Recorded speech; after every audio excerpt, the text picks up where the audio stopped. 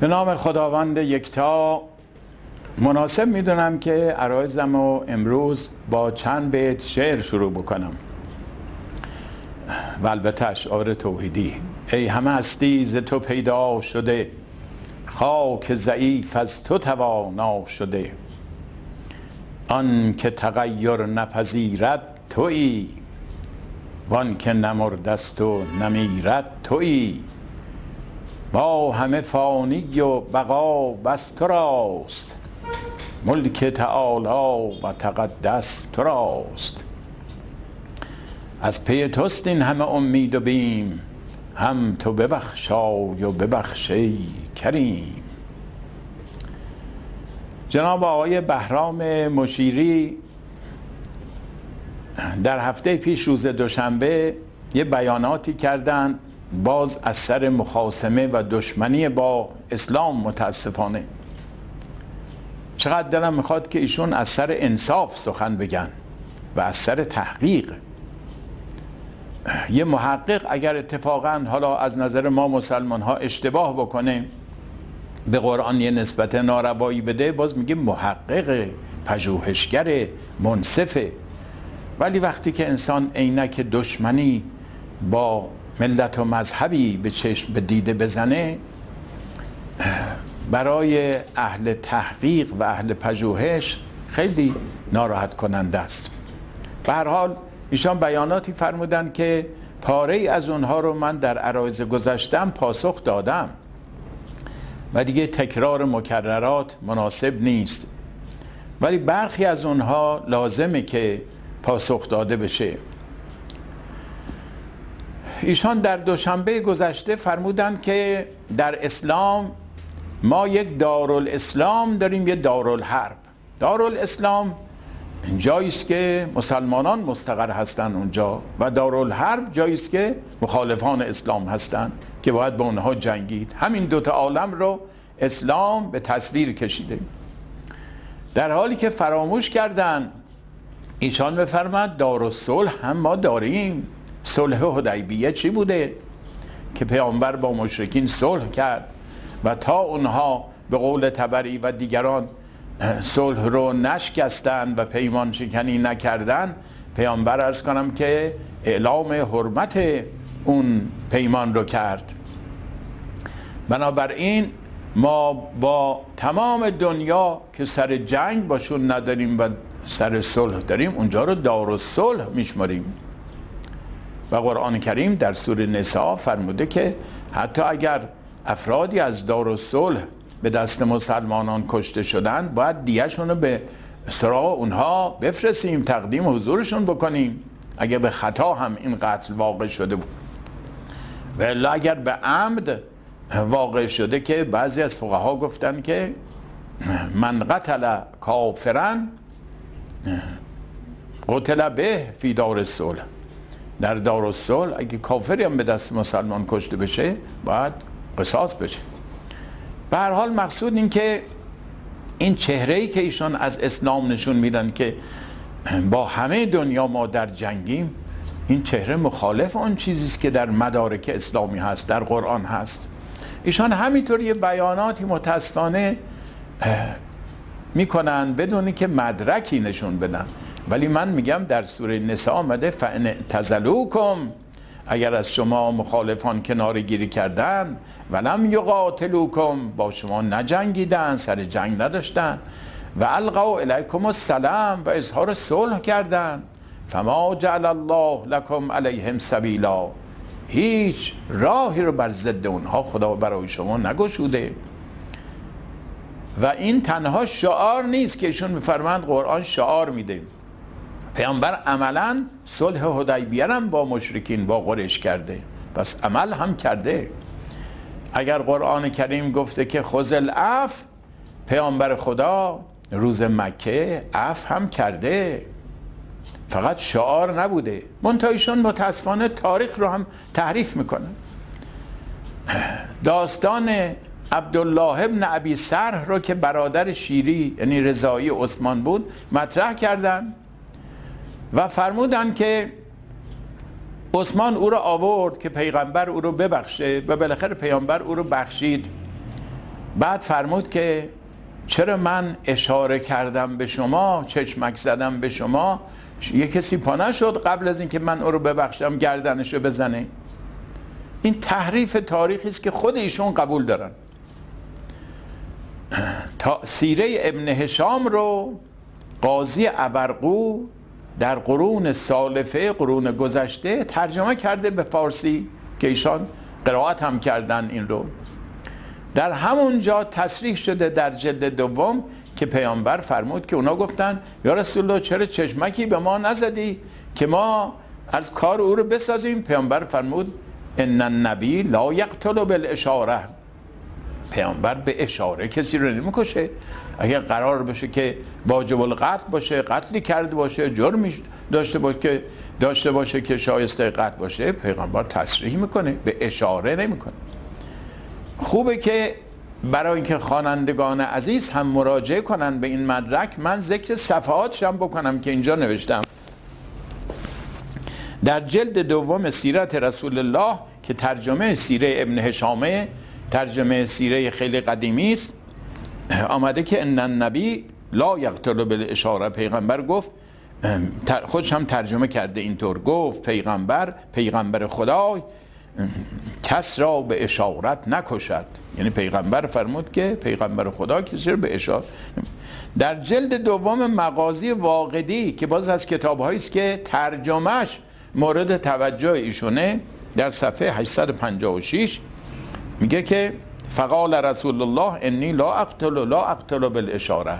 در همین داستان عبدالله و امیسر آمده که پیامبر فرمود من هرگز با اشاره نمیکشم. و قال یومئذ ان النبی لا تکون له خائنة الاعین، پیامبر فرمود در اون روز که پیغمبر خائنة الاعین نمیتونه باشه، یعنی چشمش نباید خیانت بکنه.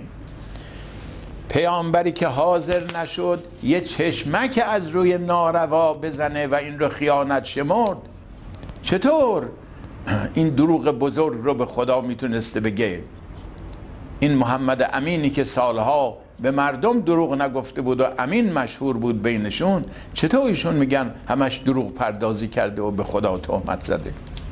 به هر حال اینا مدارک تاریخی که خود ایشون قبول دارن و عرض کنم که تصریح کرده بر ضد مطلبی که ایشون گفتن. حالا ما گمان خیر درباره ایشون میبریم و میگیم انشاءالله فراموش کردن، مطلب خونده بودن فراموش کردن، و الا قضیه به عکس اینه. پیغمبر نفرمود که چرا من یه چشمک زدم نزدید طرفو بکشید، بلکه فرمود که گفتن چرا چشمک نزدید؟ گفت پیغمبر خائنة الاعین نیست.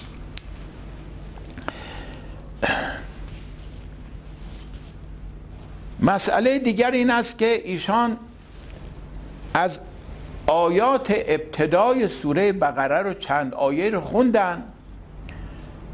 این آیاتی رو که راجع به منافقین آمده که میفرماد اذا قیل لهم لا تفسدوا فی الارض قالوا انما نحن مصلحون، وقتی که به اونها میگیم بابا فساد در روی زمین نکنید، میگن جز این نیست که ما اصلاحگریم. یعنی خیلی از اشخاص اعمالی میکنن که به نظر خودشون کارهای خوبیه ولی در حقیقت درست نیست، امر برشون مشتبه شده. شون چسبیده به این که مفسد فی الارض چیه؟ مفسد فی الارض کدامه؟ مفسد فی الارض ما نداریم، ما دو جور جرم بیشتر تو دنیا نداریم، مفسد فی الارض نداریم. هر کتابی اصطلاحی داره برای خودش. قرآن کریم مفسد فی الارض رو گفته چه کسانی هستن؟ گفته جباران دیکتاتور مفسد فی الارض. فرعون رو گفته انه کان من المفسدین در سوره قصص. قوم لوط رو گفته که قوم مفسد بودن، مفسد فی الارض بودن در سوره یونس. این تیپا رو میگه. آیا جناب استاد این اشخاص رو، دیکتاتورها رو، همجنسگراها رو مفسد نمیدونن؟ اینا رو فساد نمیدونن؟ اینا رو صلاح میدونن؟ خب قرآن اینا رو. اما اینکه یک کسی اختلاف سیاسی داشته باشه فوراً مفسد فی الارض بدوننش، ما در قرآن چنین آیه پیدا نکردیم. اگه ایشون پیدا کردن بیارن.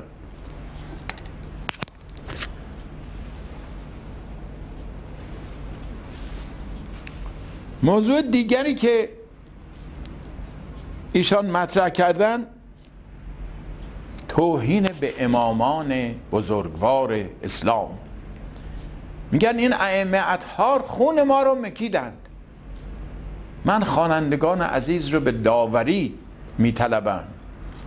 آیا حضرت سجاد خون کسی رو خوردن؟ آیا حضرت امام صادق خون ایشون رو خوردن؟ آیا امام باقر خون ایشون رو خوردن؟ این توهینات نسبت به یه ملتی که همش سنگ طرفداری از اونها به سینه میزنید و پیشوایان محترمشون رو اینطور بدون دلیل در معرض ناسزا قرار میدید، اهانت، این نتیجه تحقیق تاریخی است؟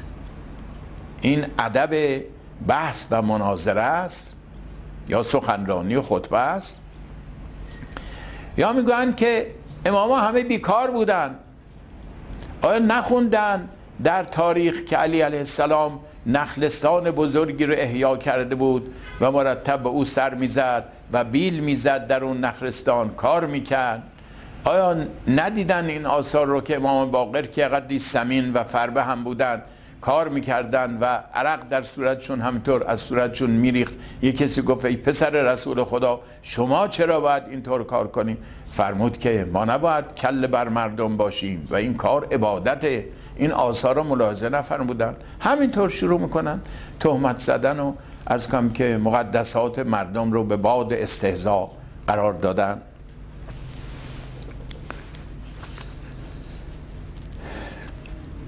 مطلب دیگری که خیلی دربارش های و هوی کردن، یه ورقه نشان دادن که این امر قدیمی است که گفتن که وقت سقف جایی رو در یمن داشتن ویران میکردن، یه مش کاغذ اونجا پیدا کردن، از جمله ورقه‌ای پیدا کردن، چند ورقه‌ای پیدا کردن که قرآن هم روش نوشته بود و به قول خود ایشون یه سلسله مطالب نامفهوم هم که گفتن 1/5 اصلا نامفهومه، بی‌معنیه، اونم داخلش بوده. خطش هم که نشون دادن همه ناظران محترم دیدن، خطش کوفی بود. ایشان هنوز توجه ندارن، نمیدونن که خطی که در زمان رسول خدا شایع بوده خط نسخ بوده. خط کوفی وقتی پیدا شد که کوفه یک شهر متمدنی شد در زمان عمر ابن خطاب و جمعیت ها از مدینه آمدن اونجا و مکتب های مختلف ادبی پیدا شد، مکتب بصری، مکتب کوفی، بعد خط کوفی هم به اصطلاح اختراع شد و لذا قرآن های متأخر به خط کوفی هستند. خط نسخ که پیامبر نامشو به هرقل و نامشو به نجاشی که هنوز در موزه همایون باقیه و در کتاب ها منعکس شده، وزیرش هم در واقع امضا شده که الله بالاست رسول وسط و محمد پایینه، اون به خط نسخ، خط کوفی نیست. خط کوفی بعدها پیدا شده. بعدشون میگن بله این زمان محمد بوده و قرآن چیز دیگری بوده، و در حالی که خودشون اعتراف دارن که قرآنی که پیامبر میگفت و کاتبان مینوشتن اون در منزل پیامبر بود، بعد در نزد زنش حفصه بود که دختر عمر ابن خطاب بود و بعد اون قرآن رو آوردن، یعنی قرآنی که در منزل خود پیغمبر بود که در زمان عثمان از روش نسخه برداری کردن، استنساخ کردن و در شهرهای مختلف پراکنده کردن. بنابراین یه چیزی که به قول خود ایشون 1/5 نامفهومه و اصلا قرآن نیست. کسی که قرآن رو خونده باشه و اون اوزان قرآنی رو دیده باشه و الشمس و ضحاها و القمر اذا تلاها و النهار اذا جلاها و اللیل اذا یغشاها یا الرحمن علم القرآن خلق الانسان علمه البیان و از این قبیل، اون وقت یه مطالب نامفهوم بی ربط غلط غلوطی میگه که به قول ایشون 1/5 مثلا نامفهومه. یه کسی برداشته نوشته چیزایی کم و زیادم کرده، بعد دید که اون نسخه‌ای که در منزل پیامبر بوده به تصدیق ایشون نزد همسرش حفصه دختر عمر بوده و اون را آوردن و حفاظ قرآن هم می آمدن عرض کنم که شهادت میدادن. علاوه بر این که به اصطلاح مدرک کتبی بود، حافظان قرآن بودن. عرب خط بلد نبود، همشون خطات نبودن، اینی که بیشتر به حفظ اتکا میکردن. الان هر مسلمانی چندین سوره قرآن حفظه، سوره هم، سوره قل هو الله، سوره والعصر، سوره انا اعطینا. اون وقت که خیلی بیشتر، برای اینکه زبانشون بود و اینها میومدن شهادت میدادن در حضور جمعی از بزرگان صحابه. عرض کنم که تکثیر کردن این رو، همون نسخه‌ای که نزد پیامبر بود به شهرها فرستادن. این موضوع مدت هاست عرض کنم که این ور اون ور زمزمه میشه و جوابش هم داده شده، ولی باز ایشون 2 مرتبه عرض کنم که تجدید سخن کردن و برای اینکه قرآن رو بی اعتبار بکنن شروع کردن از این موضوع صحبت کردن که بله یه چند صفحه‌ای پیدا شده نامفهوم مطالبش و این عرض کنم که غلط‌هایی داره و اینها. موضوع دیگری که باز ایشان اصرار کردن و تکیه کردن روش این است که ایشون خیلی به ایران قدیم، ایران باستانی تکیه میکنن که برای ما هم محترمه، ما ایرانی هم گذشتمون رو دوست داریم و اون رو یه رقیبی در قبال اسلام میدانن و به فردوسی پاکزاد خیلی عنایت نشون میدن، در حالی که خود فردوسی پاکزاد عرض کنم که به گفتار پیغمبرت راه جوی، دل از تیرگی ها بدین آب شوی. چقدر از پیامبر تعریف کرده. یا اشعار حافظ میخونن به گمان اینکه این مرادهای ایشان همه ضد اسلامن، ضد قرآنن. حافظ میگه هرچه کردم همه از دولت قرآن کردم. حافظ میگه از حافظان جهان هیچ کسی مثل من جمع نکرد لطایف حکمی با نکات قرآنی. این همه اشعار حافظ درباره قرآن و اینکه تحت تأثیر قرآن بوده قرار گرفته. پس مرادهای ایشون همه در برابر قرآن سر تعظیم فرود آوردن. این مرید نمیدونم چرا اینطور حمله میکنه و بدگویی میکنه و توهین میکنه و اهانت میکنه بی مدرک. موضوع دیگری که خیلی مورد توجه ایشانه این است که پیامبر اسلام و مسلمان ها راهزن بودن. آقا کاروان قریش آمده رد بشه، اینا جلوشو گرفتن، اونا مقاومت کردن، جنگ بدر رخ داده. من از ایشون میپرسم اگر یک کسی بیاد و اموال شما رو تاراج بکنه، نصف شب شما رو بخواد بکشه و شما از شهر و دیارتون فرار کنید و اموال و منزلتون اینها تحت تصرف او قرار بگیره، اگر شما جایی پیداش بکنید که اموالی داشته باشه، در ازای اون اموالی که از شما به سرقت برده بخواید اون اموال رو باز پس بگیرید، شما ظلم کردید به اون، شما راهزن هستید. مسلمان ها 13 سال در مکه در معرض شکنجه بودن. برید تاریخ رو که شما قبول دارید، کامل ابن اسیر رو بخونید، المعذبین، تحت عنوان المعذبین فی سبیل الله، اونا که تعذیب می شدن که قریش اونها رو شکنجه می کردن، مثل بلال و یاسر و امثال اینها که بعضیشون مردن زیر شکنجه. بعد اینها فرار کردن رفتن به حبشه و عده‌شون رفتن به مدینه و پیامبر رو شب آمدن بکشن. اینا که دیگه مسلمات تاریخه. ایشون فرار کرد رفت در مدینه. خب بعد منزلشون، زندگیشون همه که نمیتونستن با خودشون حمل کنن، تمام اینا در تصرف اونها واقع شد. ولذا قرآن میگه للفقراء المهاجرین الذین اخرجوا من دیارهم و اموالهم. قرآن علت درگیری رو میگه. فقرای مهاجرین که همه فقیر شدن برای اینکه از خونه هاشون، از اموالشون اینا رو مجبور کردن فرار کنن، اخراج کنن، همه رو تصرف کردن. پیامبر آمده جلو این کاروان که همون رؤسا و اشراف قریش بودن، ابو سفیان و همراهانش، گرفته اموال ما رو شما تصرف کردید.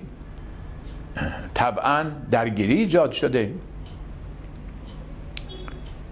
اون وقت انسان این مقدمات قضیه رو نبینه، یه مرتبه بگه اینا یه مش دزدان سرگردنه بودن، مش غارتگر بودن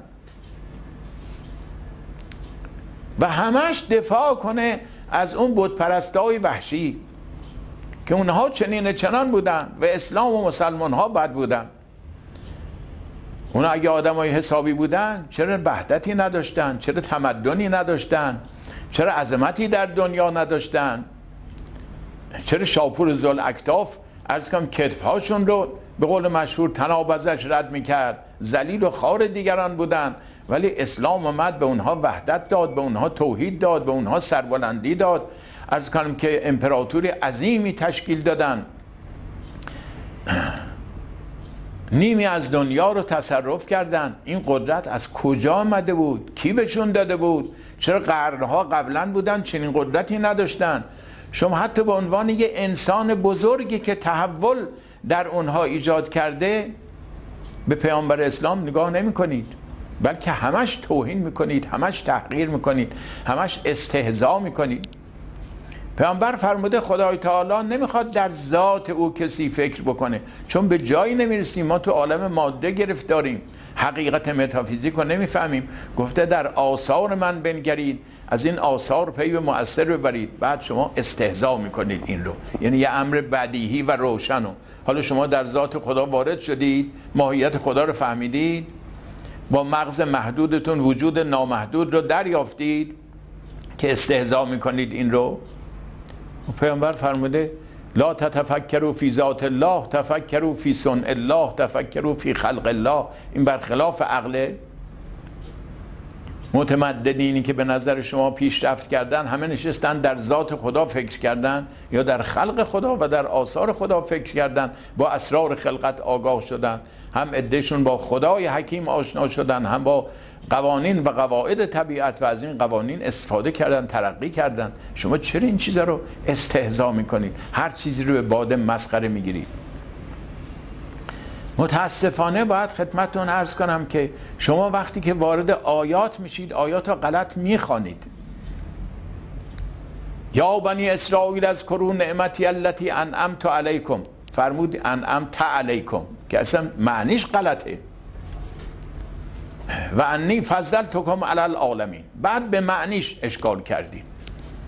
میخواسته یهودی ها رو دلشون رو به دست بیاره، گفته ما ای بنی اسرائیل شما رو بر جهانیان برتری دادیم. دیگه نمیدونن فضلتکم این فعل ماضیه، این در گذشته رو میگه قبلا اینطور بود، قبلا موسی پیدا شد، شما موحد شدید، قوم برجسته‌ای بودید، عرض کنم اقوام اطرافتون آشوری ها، سومری ها، دیگران عرض کنم بت پرست بودن، شما نسبت به اونها برتری پیدا کردید. بعد پشت سر این آیه مذمتشون میکنه، میگه حالا پس چرا اینطورین؟ واتقوا یوما لا تجزی نفس عن نفس شیئا ولا یقبل منها شفاعه ولا یؤخذ منها عدل ولا هم ینصرون. از روزی بترسید که شفاعت و پارتی بازی در اون روز نیست، معادل از کسی نمیگیرن که از جرمش درگذرن، ظلمایی که کرده کسی یاری نمیشه، شمایید خدای خودتون. پس این نمیگه الان شما بهترین مردم عالمین که پیامبر اون موقع بهشون رشوه داده باشه، فعل ماضیه. فضلتو، قبلا فضیلت دادیم. شما که نه عربی درست میدونید نه به تاریخ درست استناد میکنید، مطالب تاریخی رو معکوس میگید. مرادهای شما شعرای بزرگی که نامشون میبرید، فردوسی، حافظ، اینا همه مدح قرآن کردن، مدح اسلام کردن، اینا افتخارات مسلمان ها بودن. شما معکوس قضایا رو جلوه میدید. چه بگم عزیز من؟ این تاریخ ایرانی که شما میفرمایید، بله ایران کشور متمدنی بوده، ولی ملاحظه بفرمایید کتاب تاریخ ایران در زمان ساسانیان کریستنسن رو ببینید که در زمان ساسانیان چه شکنجه هایی بوده. وسایل آهنین بوده که مینداختن تو تن طرف، گوشتشو میکندن. زندانیان سیاسی ببینین چقدر بوده.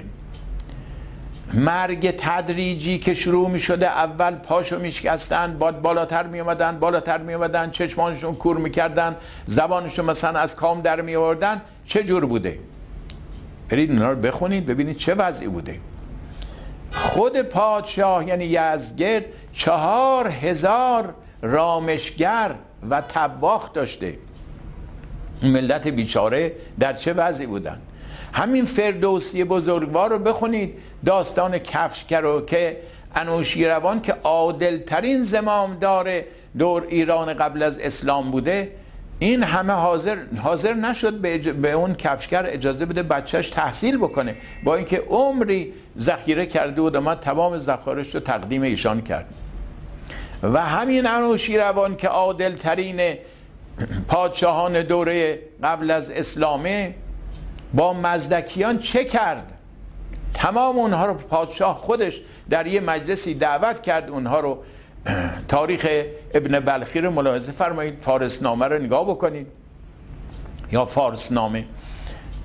عرض کنم که خود او شمشیر زیر لباسش پنهان کرده بود، گردن مزدک رو زد. یک مرتبه تمام عرض کنم که میهمانان رو که همه مزدکی بودن، چندین هزار نفر سربازانش همه همونجا سر بریدن، فقط به جرم این که اعتقاداتشون غیر از اون بود. شما که طرفدار آزادی اندیشه هستید، پیامبر با بت پرستا صلح کرد در مکه، صلح مکه همشون رو بخشید. شما اینا رو هیچ نمیبینید، فقط یه ایران باستان گذشته میبینید و همین و اون نقایصی که در اونجاست ملاحظه نمیفرمایید.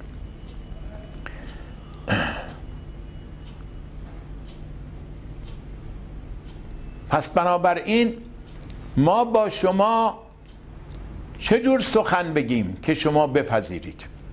ما احترام شما رو حفظ میکنیم، توهین به شخص شما و شخصیت شما نداریم. ما میگیم که شما وارد قرآن میشید، متاسفانه عربی درست بلد نیستید، غلط میخونید و غلط ترجمه میکنید. تاریخ رو وارد میشید، از رو ترجمه های میخونید که قابل اعتماد نیست و گاهی به حافظتون اتکا میکنید و اشتباه قضایای تاریخی رو نقل میکنید.